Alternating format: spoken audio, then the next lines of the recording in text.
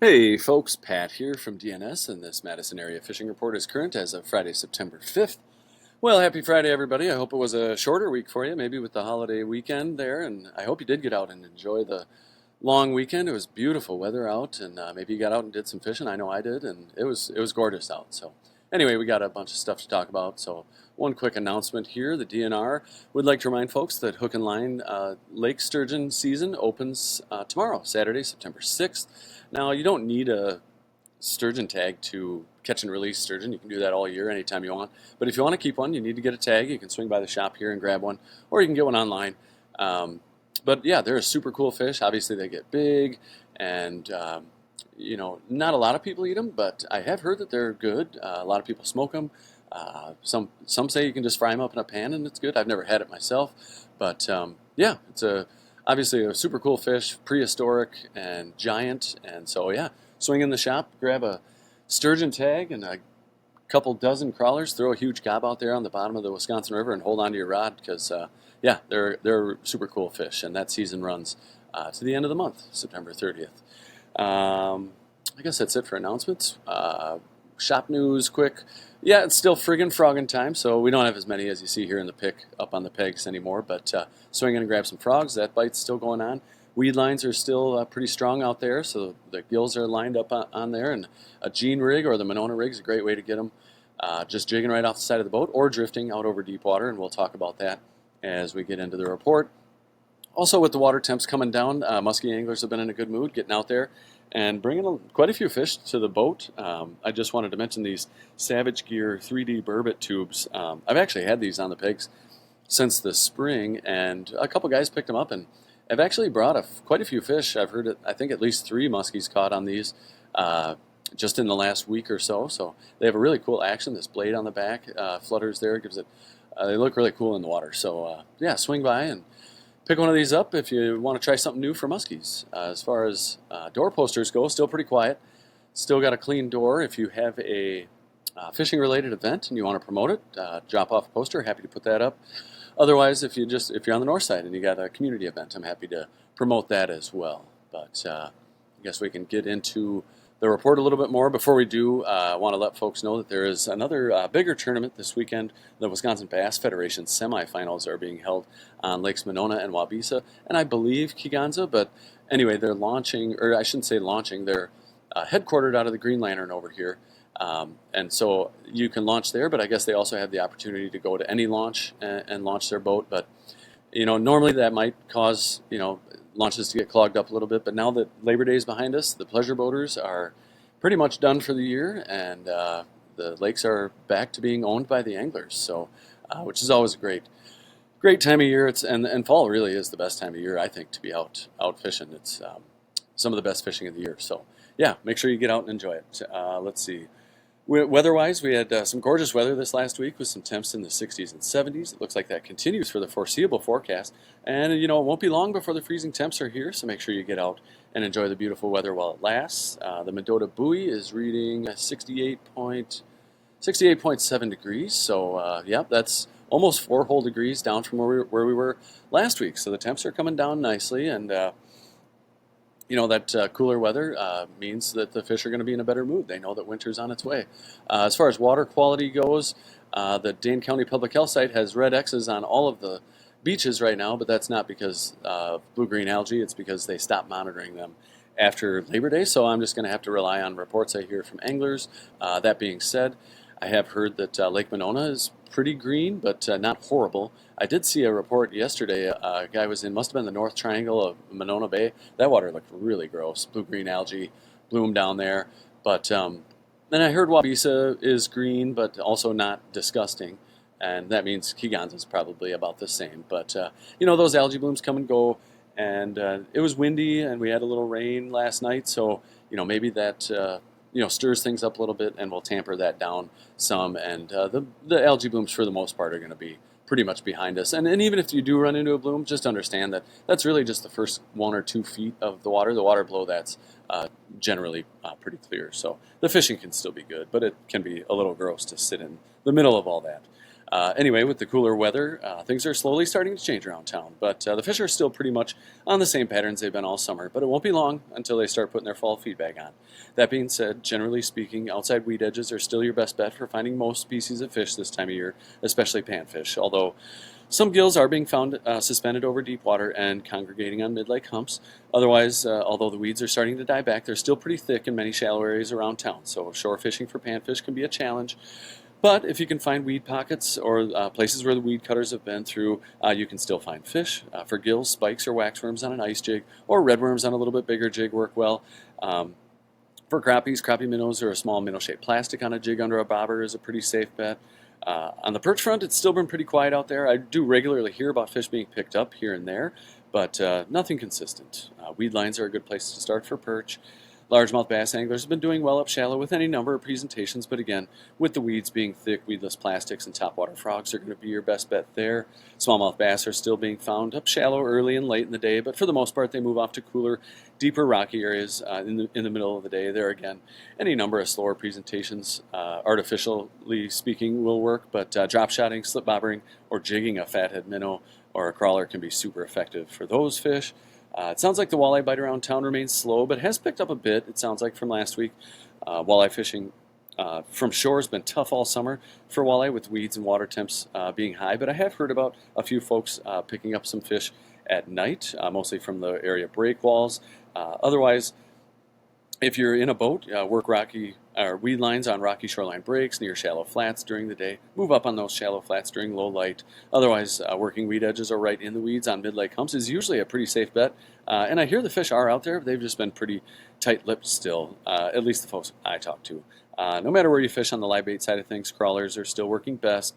But we're going to start seeing a shift towards minnows as the water continues to cool.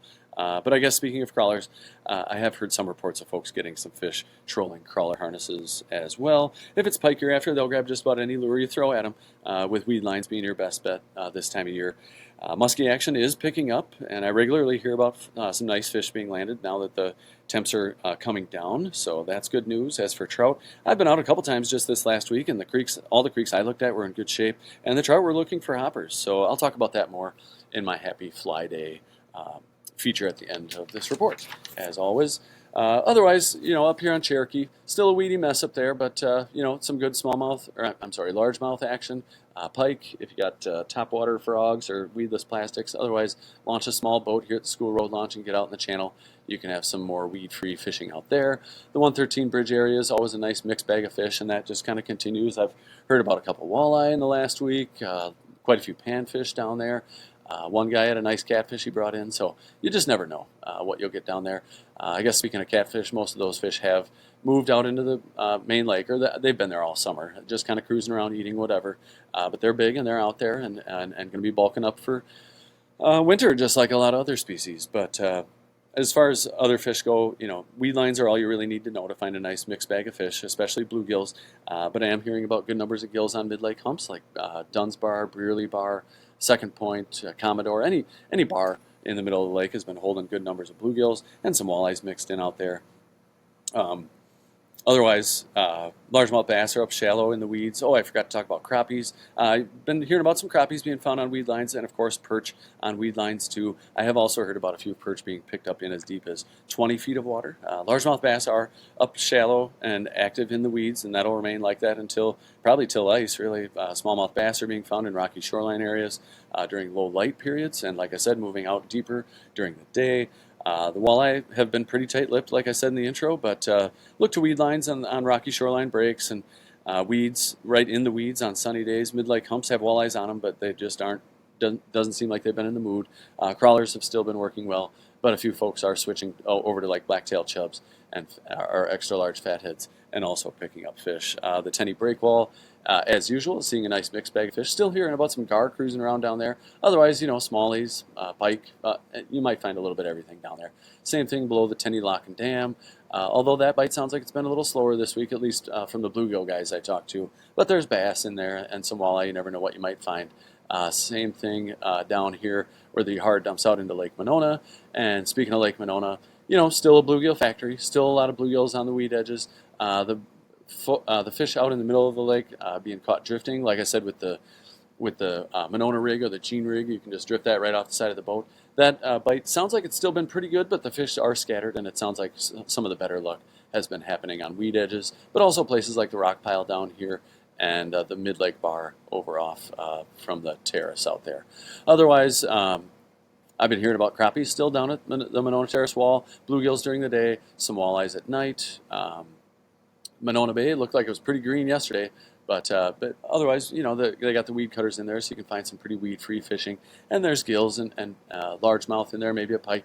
I haven't heard if the crappies have started moving in there, but as things start to cool down, I think that's usually more of like a mid to late October thing. But those crappies will start to move in there and be caught in the fall. Lake Winger is also a weedy mess over there.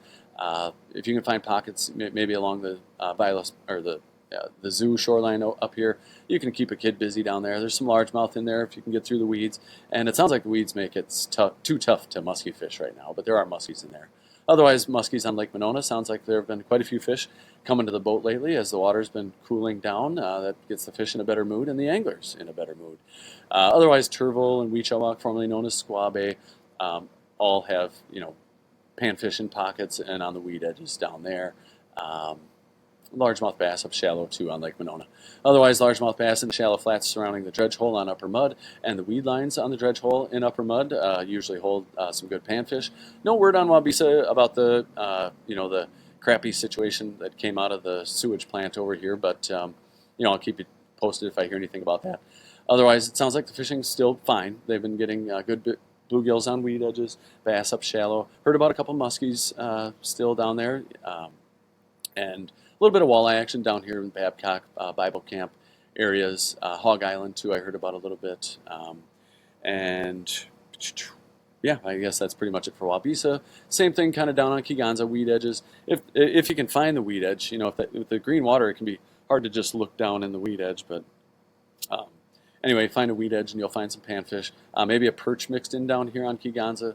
I've heard about some walleye along the state park shoreline. Actually, no, I haven't. That's kind of old news. I haven't heard much down there this last week, but that pretty much does it for the Madison Chain. Otherwise, down on the Rock River, Indian Ford and Jefferson Dams both have had some decent catfish action going on there for the last month or so.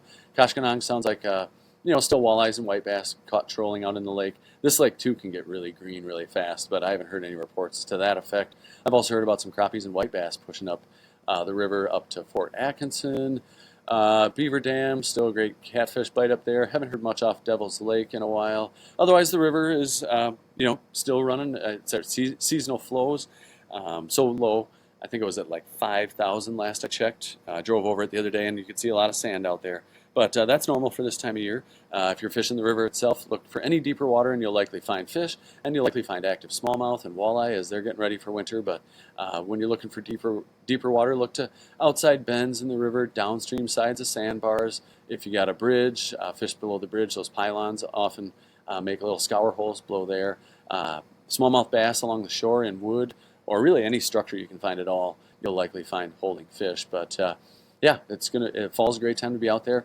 Smallies start chasing around big schools of shad and stuff, and you can fish the crash. It's very exciting fishing out there. Otherwise, on any river this time of year, you're just going to find a nice mixed bag of fish at all the dams. If you're looking for a place to sturgeon fish, that's a good one at Prairie du Sac. But any dam up and down the river is good. You catch catfish. You never really know what you'll find. Throw a gaba crawlers on the bottom and just wait for a nibble.